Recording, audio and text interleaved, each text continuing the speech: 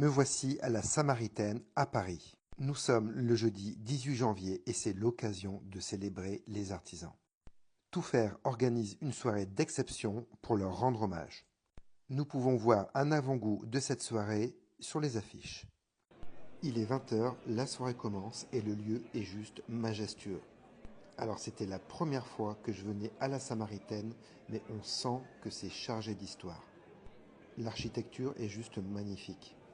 Ces escaliers, cette structure et même toute cette hauteur, c'est juste waouh! Et salut Steph Aria!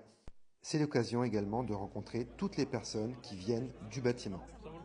Ah ça y est, c'est bientôt l'heure du discours du directeur général. Il nous annonce qu'une étude a été réalisée en partenariat avec OpinionWay. Cette étude est inédite et elle porte sur la perception des métiers du bâtiment en France.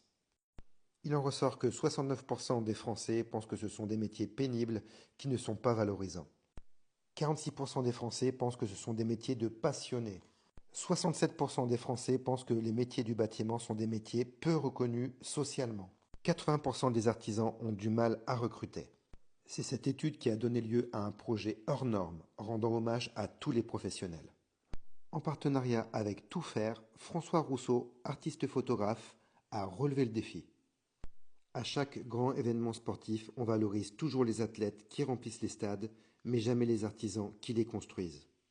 En 2024, l'idée est d'inverser les rôles et de mettre en lumière ces athlètes de l'ombre dans une campagne monumentale à travers toute la France.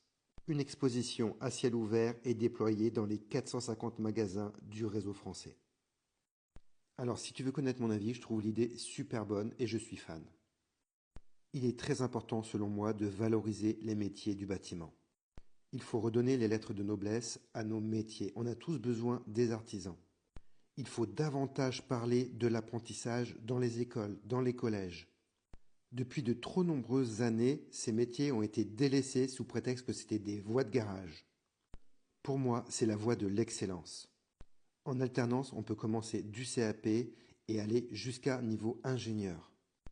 Alors oui, bien sûr, il y a des désavantages, mais les avantages, quelle liberté, quel sentiment d'accomplissement créé avec ses mains. Construire, accomplir un projet de A à Z, c'est juste super satisfaisant. Et c'est ça l'artisanat. Merci Tout Faire pour ce beau message. Un beau gosse. C'est bon, bah. Raconte.